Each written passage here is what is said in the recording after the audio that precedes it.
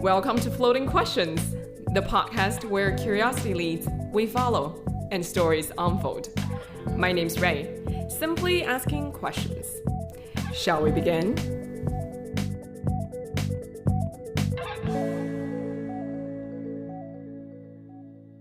Hi, Tristan. Hey, Ray. How's it going? Great. It's Sunday and it's sunny outside, so I'm really happy. It's a good day when it's sunny in the Pacific Northwest, always. Thank you for joining the first ever episode of Floating Questions. Thank you for having me. Would you like to give the audience a little bit self-introduction? Yeah, I'm Tristan. Among other things, I work professionally as a data scientist, and I kind of have like an inclination for mission-oriented work, which is sort of where my last couple of years of focus have been. I know you from our time at Deloitte together. We had a chance to work on some projects, and we found that we had a lot of overlapping interests. And when I'm not thinking about work, love all the outdoor stuff. And if you're confused about my accent, it's because it's French and South African. You were born in South Africa. No, actually, I was not born in South Africa. Oh, Nope. I was born in Mauritius. I grew up in many places, including South Africa eventually. So I did boarding school ages 9 through 18 in South Africa. But prior to that, it was always between France and. So I think I'd lived around a dozen countries before I started boarding school in South Africa. Lived in like Tunisia, Yugoslavia, Morocco, Mexico, St. Lucia in the Caribbean, etc. I joke that like my role is just the foreigner, basically. Because if I'm in France, I'm South African. And if I'm in South Africa, I'm French. Uh, and if I'm in the States, I'm like whatever. So it's just like, yeah, I'm just that guy that grew up elsewhere. why did you move around so much? And I presume it's because of your parents, but like, what made you guys move around so much? Yeah, my parents were spies. No. For sure. My parents worked for a French vacation company called Club Med. They are like a resort company that was, I think they sort of had their heydays in the 70s and 80s, but what they were very strong at was like sort of like discovering new holiday destinations and opening up resorts there. That's crazy, honestly. That's a lifestyle that's like very difficult to imagine for me. Because I grew up in one place. How did you feel as a kid growing up? Like a lot of people moving from place to place, probably they struggle with, maintaining friendship and have a sense of a belonging. Did you go through those struggles? I think that answer is always difficult because you're sort of looking back and trying to infer. But I guess what I can say is that one, just your perception of things as a kid is just not the same as an adult. So the lens through which you judge things are very different. I've been told that it happened like at least on one occasion where I made like friends with one of the guest kids I was visiting for a week and then would cry when they left at the end of the week. What I can say for sure is that it's made me very like malleable and adaptable to cultures. You can drop me anywhere on earth and I'll be fine. I'll find a way to get on with people and travel and get my way around. So I think that's kind of like one of my skills that I find in my career is that like I can speak to people in the boardroom and I can speak to farmers all the same, no problem. Okay. Well, since you brought up work, maybe can you explain a little bit what were you doing? In my previous role, I worked as the Director of Data Science and Engineering at Maza, which is a forestry social enterprise in Kenya that works with smallholder farmers to grow sustainable wood. It's quite a mouthful. But basically, we were the biggest forestry company in Kenya, but we had this interesting model where instead of owning any land and growing big forests on massive tracts of land like most forestry companies do, we worked with farmers that had half an acre, very small size plots with the idea that these trees could become a source of revenue for these smallholder farmers while allowing us to grow wood in a more like cost-effective manner and have other sort of like positive benefits, carbon offsets and all that. So that was Kamaza as a whole. And then my role there was essentially involving everything data from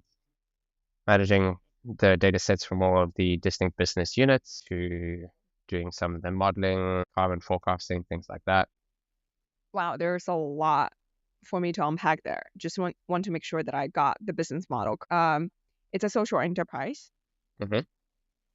It has, I presume, two folds of metrics. One is economic, another one is the social impact one. The economic one is that you would contract with the small farmers. They have small lots of land and then they grow trees. And then once the trees are mature, you guys would take the trees to sell on the market. Um, and the social aspect of it is to help farmers to get some returns on their land, or what is the form of social return? Yeah, I think you said it pretty correctly. Double bottom line, if you will. One bottom line is just trying to run a profitable company, and the other is trying to have a positive impact in the community. The impact they were focused on was in the field of economic development. A lot of the farmers that we were working with were specifically the kind of farmers that were working in areas with degraded land or just basically not getting like a lot of attention from other nonprofits that try to help farmers increase their yields. And the idea was that, look, if you have this extra land where like you typically putting in the time is just not worth the effort, the returns on it, plant some trees there and we'll give you the trees, we'll give you the training to know how to manage the trees, all this for free. And once the trees are harvested, that like one-time payment is as a rough sort of rule of thumb would be enough to put like a kid through school. I see. Do you know what was the funding story? Yeah, so it's interesting. Maza went through different iterations.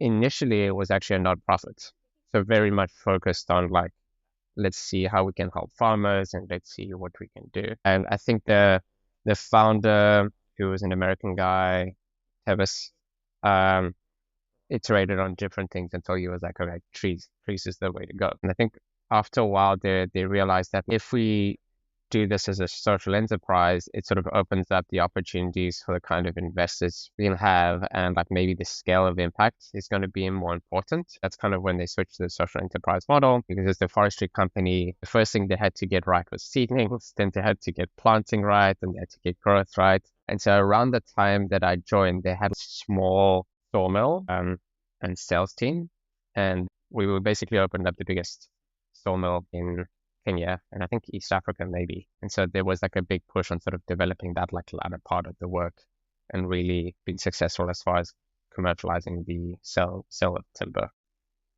Very interesting. How long does it usually take to finish one harvesting cycle? Because if the cycle is really long, you might run into some like cash problem. Yeah. But the long answer is it depends. But I guess the short answer is 8 to 10 years, at least in the areas that we were looking at. We had like a very strong corporate finance team. And one of the things that they did is they created this vehicle, I believe is the term.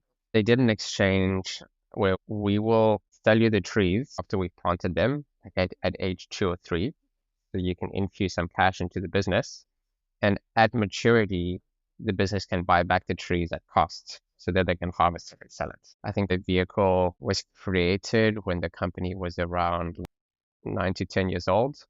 So some of the very first harvests were all starting to come to mature, like the volume difference between year 1 and 8 and the quality difference and all that with 50. It's a, it's not exactly a startup, but it is, there were some aspects startup like where we believe this to be successful in the long term. So we're going to like test this out while still running at a deficit.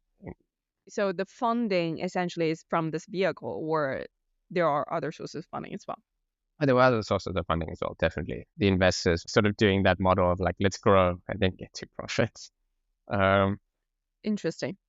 And social enterprise has, two goals, one economic, another one social benefit. mhm. Sometimes these two can be at odds with each other. Have you seen such examples and Komaza? Yeah, it's a great point. Where the two can be at odds. The most obvious one is that like, if you were just like purely a nonprofit, you would go and help everyone out, no matter the situation.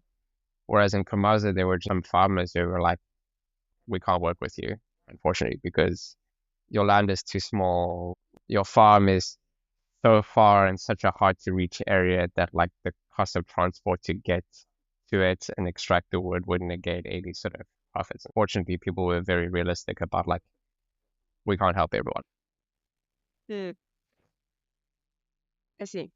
And you also mentioned like the specific role that you were playing there is the director of data science and engineering.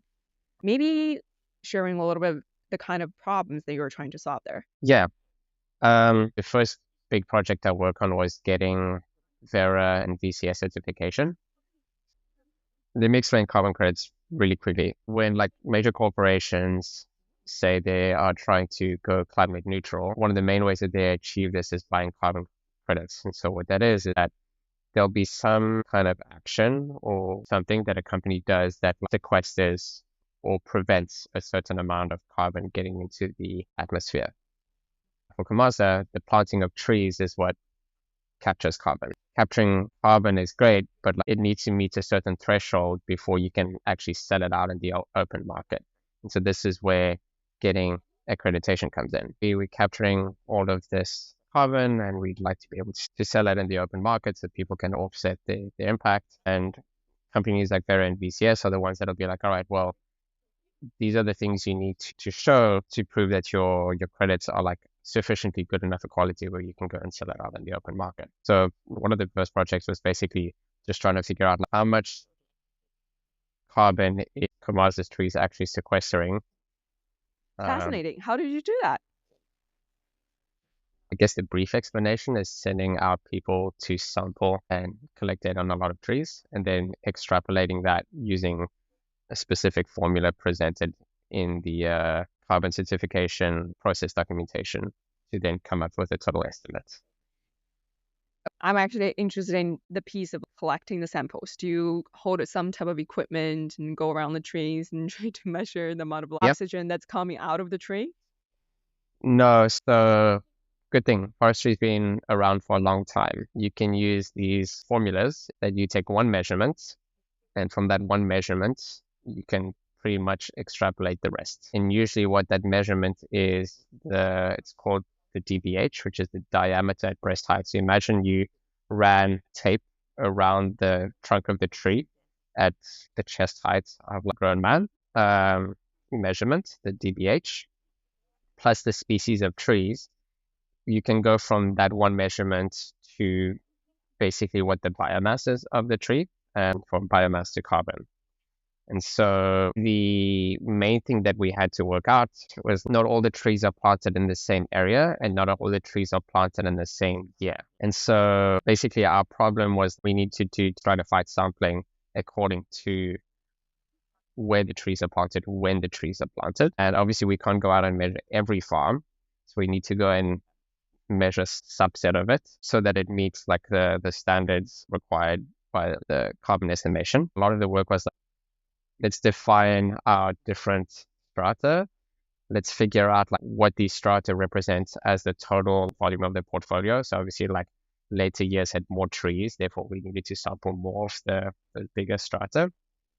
And then let's then coordinate this effort where we had to go and measure, I think it was like 100 farms or something. All right, let's coordinate the field teams to go and measure these farms and how do we select the farms. And the fun part is figuring out how to deal with all of the things on the ground that might go wrong for sampling. From like the road has been completely washed over in a flood, I can't get to the farm. Or to I'm trying to measure a tree, but there's a big beehive on it, so it's not safe for me to get to it. A lot of that, a lot of that. So it was this interesting sort of conversation back and forth. Okay, we've succeeded in getting these data, but we didn't succeed in getting this. So how do we sort of get those two to work together so we can still meet the standard for the carbon project? That is a fascinating one because I think, especially for people who are used to technology world, the data feels like it's automatically generated by your computer. Like for non-tech heavy enterprise, the data has to come from somewhere. And a lot of logistics and operational process needs to set up in such a way that you can easily collect the data. I could spend a whole podcast talking to you about the kinds of issues on the ground that we would run to. Why, in theory, it should be easy. Like, go to that farm, measure those trees, and every reason why that might not be possible. You know this data isn't perfect. How do you determine the threshold where, okay, this is good enough for calculation? We did some like resampling of some farms. So we specifically went and had teams, separate teams, I should point out as well, go and collect the same farm twice to try and understand like how much, difference were there in any of your one team's measurements and all that. There isn't exactly a hard and fast line. There's no one telling you you're right, what's right or wrong. It's just sort of like, okay, the best you can do is just try to understand the scale of like, what's a potential range, and then some maybe smart people on my team would be like, all right, we can actually use that to interpolate into the equation, or we need to move forward. Let's just use this data. And if we do this next time, like, what are some of the things we should be aware of? I mean, that Uh, totally makes sense. At the same time, because this is not a financial metric, you either have the money or you don't. The regulator, they wouldn't have the correct answer for how much you're actually producing. You also don't really know. You can try your best. For people who have great ethics, who want to do the right thing, they will try their best. But at the same time, because there is such a lack of almost like the market overseeing the accuracy of a financial report, do you think this actually creates a lot of problems on the social enterprise? yeah, I think what you're saying is that there's less like objective truth. Does this create more of an issue? Um, Even the auditors that they send to go and verify your work, realistically, we knew can only actually go and sample so many farms and all that. So yeah, there's definitely, unfortunately, more scope for like, abuse, and I think it is documented. I believe there was like a whole Oliver episode on carbon credits and just how, unfortunately, like a lot of that is being questioned because on the one side, it disincentivizes like the large corporations to change their like, behaviors, right? They're just like, oh, well, we can just buy credits. On the other side, you have places like game lodges for private hunting that are selling carbon credits because they have a couple of trees on their farm. That's the reality of it. I think it's the attitude of like not letting the perfect get in the way of the good. This is kind of the best we can do with all its flaws. I see. The world is deeply imperfect, and we have to operate within it. And maybe we can move on to a different project that you were working on besides the carbon. Mm. The satellite imagery was something we didn't fully get off the ground, but the idea was simply this: we had somewhere on the order of like 50,000 distributed uh, smaller plots, over like a geographic area the size of like half of Kenya. When when you have like one big forest of trees where they're all uniformly planted and all that, it's Right. fairly easy to estimate like the square area and density, and then therefore it's really straightforward to be like, well, this is how many trees and what I have. When you're working with many farmers with plots that are all sorts of weird shapes, it becomes a much more difficult problem. You can't forever be sending out people with motorbikes to go and measure the trees. That's not scalable. So the idea was that we wanted to develop a way to be able to like, detect our farms from the air. Like, is there a change in this polygon? Like, do we see it getting greener? Do we see the trees getting larger? Or do we see that like, half of them are missing? The trees have been stolen or eaten. Or these things have happened. So that was a satellite project. And then sometimes we just had much more like simple operational stuff. Let's see. All the farmers had to have paper contracts for legal reasons because like you're working with people in the field and need to have something to hold on to. Um, and our field team also had an app that they used when they were like enrolling the farmers and capturing the data as to the location of the farms and whatever else. These two things, which should be speaking about the same people, often didn't match up. And so what was happening is that every year after enrollment, the data team or like part of the data team would spend like a month just basically checking these paper contracts against what's registered in the app to make sure the information was the same. And our sort of value add to that is we redesigned the form so they would be optimized to be read by computer vision. So having specific like boxes where we know certain data points would be, and then being able to use that to sort of automate the process of extracting the data from those paper forms and comparing them against the database. That was 400 to 500 working hours saved just on that. Makes a lot of sense. If you take one step back, what are the other issues that are more systematic that you find it's difficult to solve without a larger move in the picture? We discussed a little bit outside of just the algorithm kind of context of things. Some of the things are just everything around building a solution that needs to work. So I think you'd made the analogy where like, you build a model, you look at data science as like building a car. Maybe the model is the engine, and then you've got all the other things around it that need to work for the engine to run. So we're talking about the wheels and all of that. And so I think for that, there's just a lot of how do you get people to use the tool right? How do you get to folks to understand like, all right, this is what data can do, this is what data can't do. Even just having ownership of the data, I think is just some of the big stuff. Like this one drove me up the wall. We had different business units. One was using imperial measures and the other one was using metric. And they Wow. were adjacent business units. And then surprised, they couldn't agree on how much wood was flowing through. And I'm like, are you kidding me? Right. So in our personal chats, I think we really talk a lot about like how to think about the picture at large, how to design, help morph a system to a place where it's also suitable for, you know, growing successful data science project. For example, identify information on the documents. Maybe you even run into problems like what happens when people don't have a good camera on their phone. I mean, you say that. It was literally, we had to tell them, please take the photo in the right orientation. Please don't scrunch the paper. Right. And it's the supply chain or an entire ecosystem around data. And it's kind of mind blowing, even for big tech that I've had contacts with. I talk to them. Upstream data quality is a huge issue.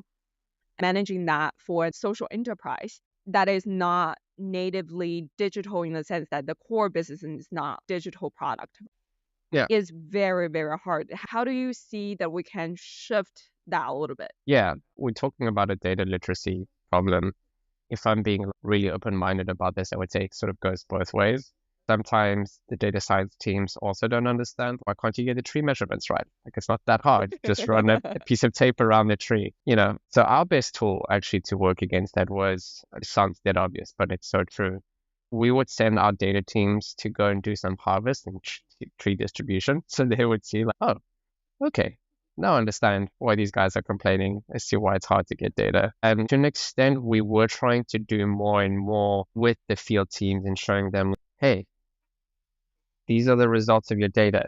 This is why we sent you to collect the tree information. This is what we can understand from it. It's a two-way like street as far as like educating teams. And I think that's kind of a big part of it. Like sometimes it's just the other people can't imagine what they don't know. It's really what it comes down to. I think the best thing you can do is find the right people to show what's possible and have them like sort of convert their teams to your side. It's almost like a design problem.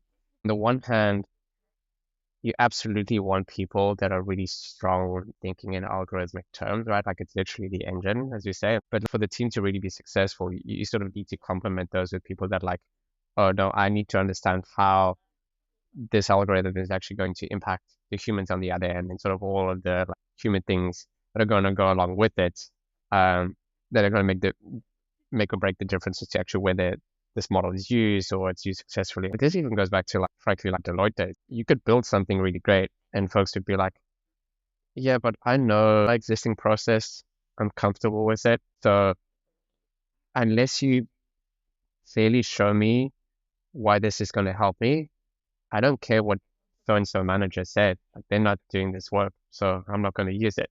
Plain and simple. Now that I'm out of the consulting world and taking a step back, thinking about the type of work that I was doing there and also the type of work now that I'm doing in order to really deliver something end to end. Yeah. In consulting, I think the incentive structure and also the way that usually it's being operated, it's like we come up with some type of strategy or proof of concept delivered to the client and you're like, use this. But the and then we're out. And then we're out. Exactly. So what happens afterwards? Whatever. Yeah, no, consulting was interesting as it just sort of inured you to like, this is where my project ends, and everything that happens subsequently is basically somebody else's problem. The reality of a company is that, you know, if you want this to go all the way through, all the subsequent things are your problems as well. And, you know, sometimes there can be as much to solve there as the, you know, model development itself. Yeah, for sure. Is Komaza still around? Unfortunately not. What do you think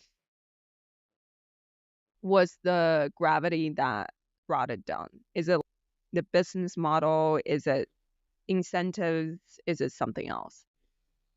Uh, I think there was a little bit of a disconnect between what the investors wanted and what the founders were aiming at. And this is just my opinion, but I think there was also some disconnect created by the fact that there were different investors that had sort of different points of view. Some investors were viewing this really much as an operational forestry company that needed to pretty much be profitable from the get-go.